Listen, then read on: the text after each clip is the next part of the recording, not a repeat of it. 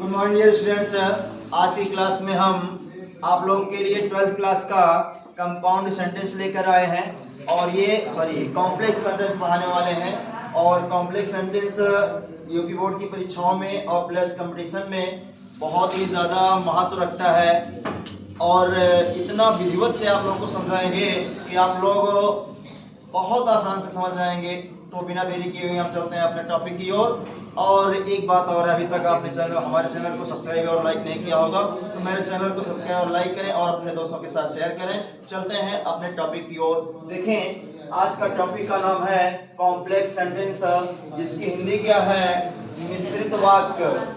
मिश्रित वाक्य है और इसको एकदम आसान भाषा में समझना है।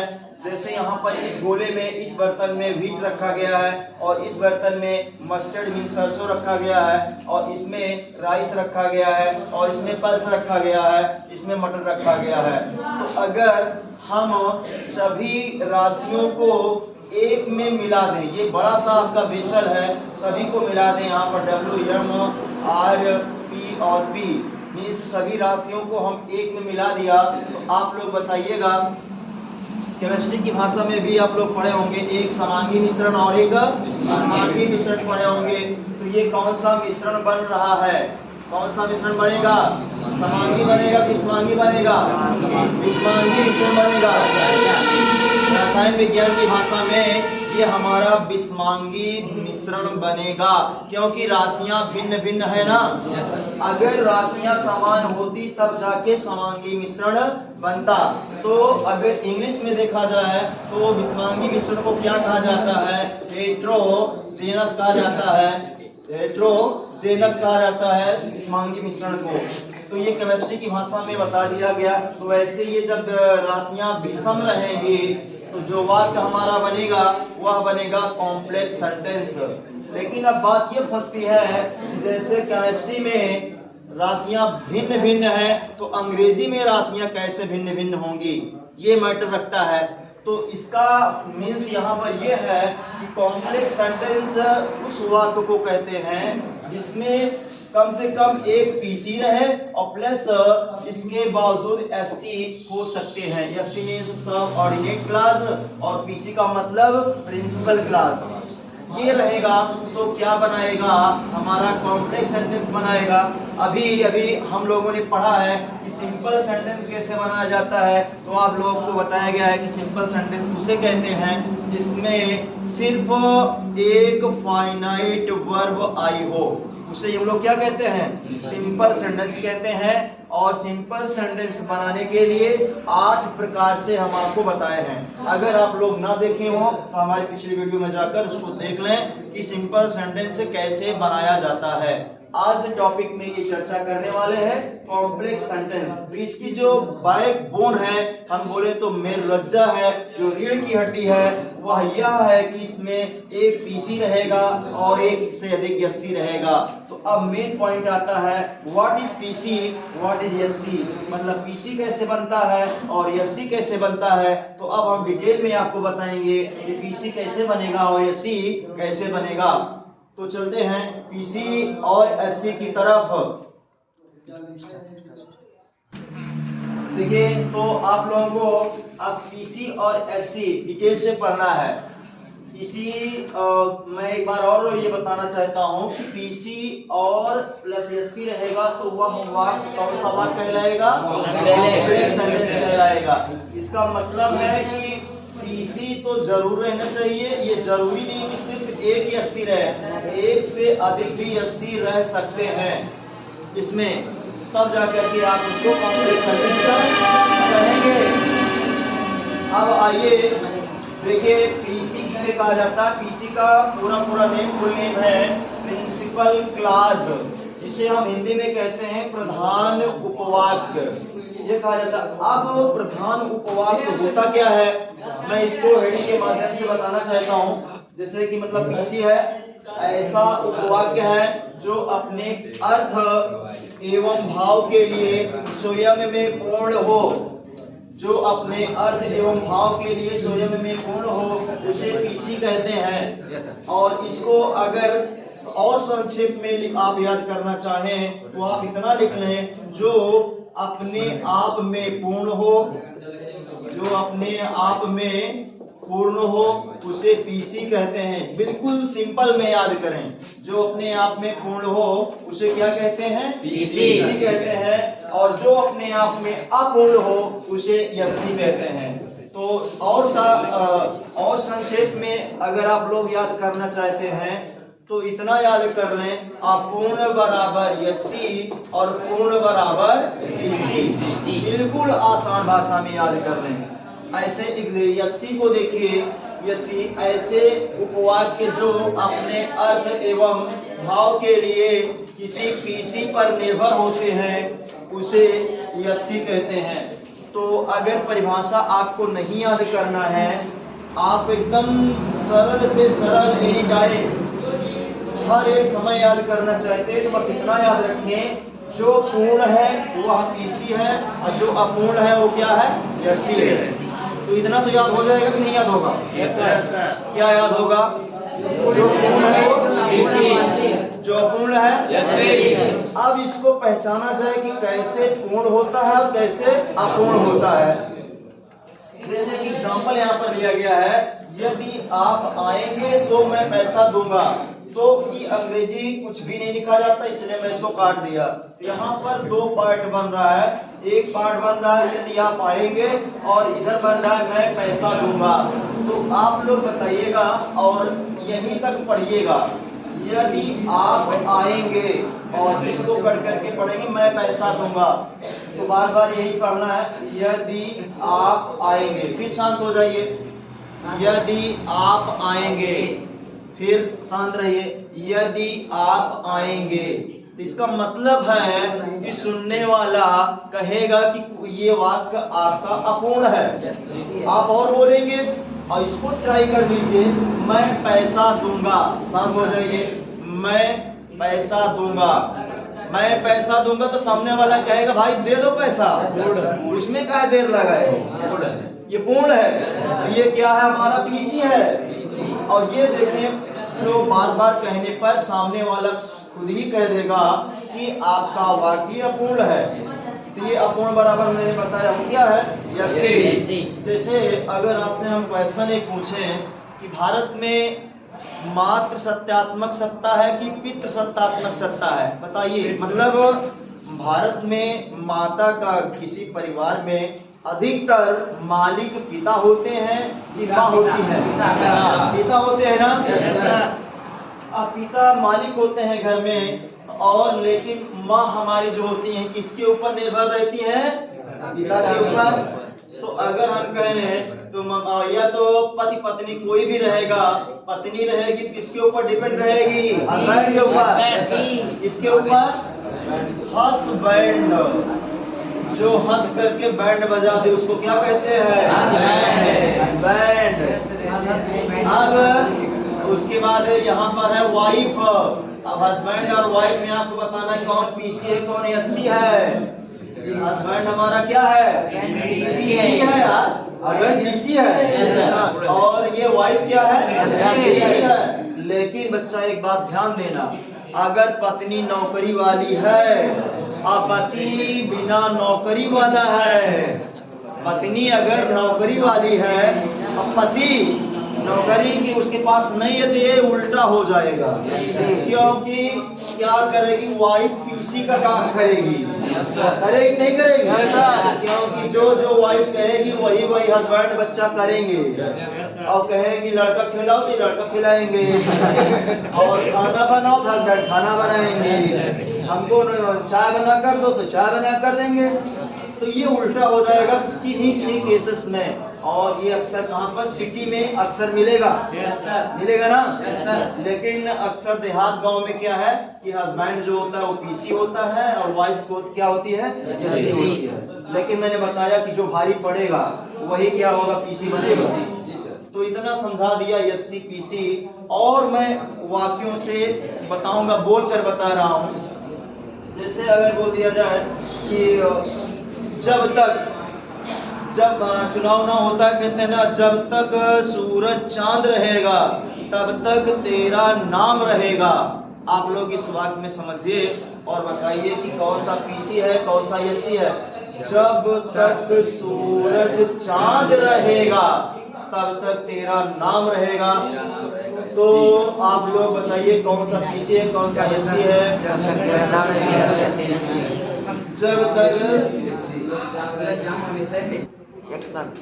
चलिए देखिए, यदि आप आएंगे तो मैं आपको पैसा दूंगा। तो यहाँ पर देखें, एक नोट आपको याद करना है कि यदि किसी वाक्य का दोनों भाग फ्यूचर इंडेफिनिट टेंस में हो, यदि किसी वाक्य का दोनों भाग फ्यूचर इंडेफिनिट टेंस में हो तो पीसी को फ्यूचर इंडेफिनिट टेंस में तथा यस्सी को प्रेजेंट इंडेफिनिट टेंस में अनुवाद करते हैं। ये बहुत बड़ा मायने रखता है। इसी से कंपटीशन में बहुत क्वेश्चन उठ जाते हैं कि दोनों भागों को फ्यूचर इंडेफिनिट में बना देता है, जबकि दोनों भागों को फ्यूचर में नहीं लेना है। जो यस्सी होगा उसको प्रेजेंट इंडेफिनिट में ट्रांसलेट करना है और जो पीसी होगा उसे फ्यूचर इंडेफिनिट में ट्रांसलेशन करना है। अब यस्सी पीसी क्या कहते हैं अभी मैं आपको समझा दिया हूँ। इस वाक्य में पहला वाला हमारा क्या है, पीसी है, और दूसरा वाला क्या है, यस्सी है। मैं फिर से बता देना चाहता हूँ कि जो अपने आप में पूर्ण हो वो पीसी है, पा से पूर्ण, अपा से पीसी। जो अपने आप में अपूर्ण हो क्या हो जाएगा, यस्सी। तो अगर यहाँ पर मैं के स्थान पर वह लगा दे, वह पैसा देगा, तो चलिए इसका ट्रांसलेशन कर लें। पीसी बराबर कौन सा टेंस, फ्यूचर इंडेफिनिट। और फ्यूचर इंडेफिनिट में जानते हैं कि सबसे पहले क्या लगाएंगे, सब्जेक्ट। लेकिन ये हमारा ये कौन सा बन रहा है, ये यस्सी आपका बन रहा है, ये क्या बन रहा है, पीसी बन रहा है। और यस्सी में प्रेजेंट इंडेफिनिट चलना है। तो पहले इफ लगाएंगे, इफ के बाद प्रेजेंट इंडेफिनिट सब्जेक्ट में क्या लगाएंगे, यू, इफ यू। और यहाँ पर आएंगे, अगर बी लगा दिया तो आपका वाक्य गलत हो जाएगा, क्योंकि हमको प्रेजेंट इंडेफिनिट लेना है, तो ये गलत है। अब आप आएंगे तो मीनिंग क्या होगा, कम हो जाएगा। तो उसके बाद इन दो को कामा में ले लेते हैं। और ये भी ध्यान देना है, कुछ लोग कहीं पर जब हम लोग पैसेज बनाते हैं ना, तो वहां पर तो की इंग्लिश देन लिख देते हैं, तो की अंग्रेजी देन लिखा जाता है और माना भी जाता है। लेकिन अगर इफ आ गया या व्हेन आ गया तो इसके साथ में बीच में देन नहीं लगता है, यह भी ग्रामर का नियम है। अगर मैं यहाँ पर कॉमा के स्थान पर देन लगा दूं, यह भी गलत हो जाएगा। और इफ रहे और चाहे व्हेन रहे, इन दोनों के साथ याद कर लेना, यहाँ पर देन नहीं चलता, सिर्फ कॉमा चलता है। तो इसके बाद हम कॉमा लगाएंगे और क्या करेंगे, वह पैसा देगा। ये हमारा पीसी है तो क्या लगाएंगे, ही। और इसमें हमको सहायक क्रिया लेना पड़ेगा, बिल। और उसके बाद गिव मनी, ये हो गया है। अब ऐसे पढ़ेंगे, if you will come, sorry if you come, will हटाना पड़ेगा, if you come he will give money. एक बार इसमें ले लेते हैं। अब और एग्जांपल आपको मैं दे रहे हैं, एग्जांपल के रूप में देखिए। तो यहाँ पेयर वाले शब्दों और हिंदी शब्दों में प्रथम भाग यस्सी होगा और द्वितीय भाग क्या होगा, पीसी होगा। पेयर वाले शब्द जितने भी हैं, ये शब्द हमारे ऐसे होंगे, जितने भी भाग हैं ये सब हमारे यही कहलाएंगे। प्रथम भाग हमारा यस्सी, द्वितीय भाग हमारा पीसी कहलाएगा। और यहाँ पर देखें एग्जांपल दिया गया है कि जब तक वह पढ़ेगा तब तक मैं लिखूंगा। यहाँ पर जब तक का पेयर क्या है, तब तक। और इसका पेयर आप लोग देख सकते हैं, सब पेयर में बातें की गई हैं, सभी पेयर में बातें की गई हैं। बीच में 3 बिंदी लगा है।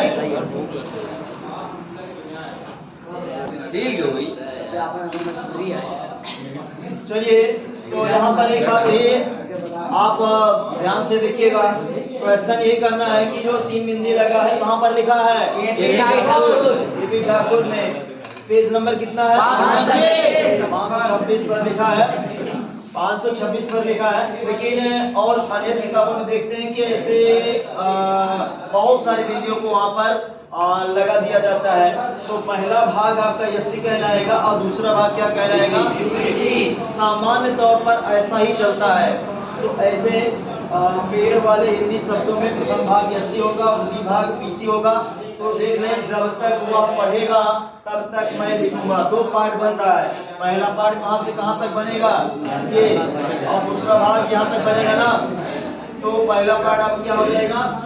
ये हमारा क्या हो जाएगा? यस्सी। और ये वाला क्या हो गया? पीसी। ऐसा इसलिए हो रहा है क्योंकि जो पेड़ वाला हिंदी शब्द होता है, जो लास्ट में आता है, इसकी इंग्लिश कुछ भी नहीं लिखी जाती है। बात समझिएगा, इसकी इंग्लिश लिखी जाएगी इधर वालों का, लेकिन इधर जो हिंदी आपको दिख रहा है इसकी कोई इंग्लिश नहीं लिखी जाएगी। सिर्फ कॉमा से काम चलेगा। इधर जितना भी दिख रहा है आपको, एक भी इंग्लिश इसकी नहीं लिखी जाएगी। सिर्फ यहाँ पर लगेगा कॉमा, लेकिन इसकी इंग्लिश लिखी जाएगी। इसीलिए यहाँ पर देख लें, ये जब होगा नहीं तो ये ऑटोमेटिक इसको कट करके हम पढ़ेंगे।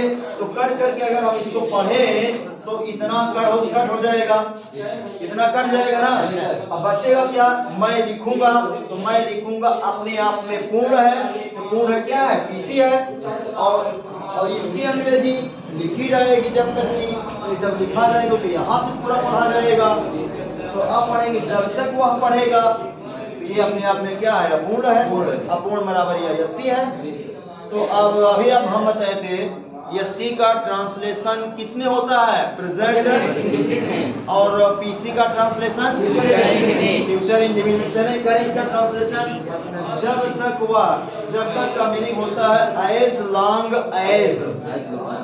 तो ये वर्ड हम लगाएंगे एज लॉन्ग एज ही। अब यहाँ पर भी लगाएं? नहीं लगेगा, क्योंकि प्रेजेंट में है। तो हम क्या लगाएंगे? रीड लगाइएगा। उसके बाद तब तक की इंग्लिश कुछ नहीं लिखा जाएगा, मैं बता चुका हूँ। तो तब तक की कॉमा चढ़ गया। और उसके बाद मैं लिखूंगा आई के साथ साइड चलेगा फ्यूचर में, और राइट, आई से राइट हो गया। अब ऐसे वाक्य आपके एग्जाम में सिंटैक्स एक टॉपिक है। सिंटैक्स है कक्षा 12 में एक टॉपिक है सिंटैक्स, जिसमें से करेक्ट वाक्य लिखने को आता है। वाक्य गलत दिया रहेगा और आपको सही वाक्य बनाना पड़ेगा। ऐसा छाप देगा और आपको कहेगा इसमें से मिस्टेक करिए, मतलब पता लगाइए। मैं चाहता हूं कि एक पंथ दो काज हो जाए। एक पंथ दो काज हो जाए, इसके लिए मैं आपको कहावत बताया था। कौन सी कहावत है? तो मैं तो यहाँ पर पढ़ा रहा हूँ आपको कॉम्प्लेक्स सेंटेंस पढ़ा रहा हूँ, लेकिन इसके साथ ही साथ मैं आपको सिंटैक्स भी पढ़ा रहा हूँ। इसमें देखें, अगर जब पहला पार्ट आपका एज लॉन्ग एज ये बन गया, हमारा यस्सी बन गया, तो यस्सी का ट्रांसलेशन प्रेजेंट इंडेफिनिट में होता है। और जब प्रेजेंट इंडेफिनिट में होता है तो एक वचनकर्ता के साथ क्रिया में यस या यस जुड़ती है। तो यहाँ पर रीड में यस लगाना होगा। अगर यस नहीं लगाएंगे तो आप हमारा तो सिंटैक्स में आप क्या करेंगे? रीड में यस जोड़ देंगे तो रीड्स हो जाएगा। और ये वाला बात अगर कोई फ्यूचर में स्टोनो वाली तैयारी करेगा तो अक्सर है 2 क्वेश्चन, एक क्वेश्चन इस कंडीशन पर रख के आता है।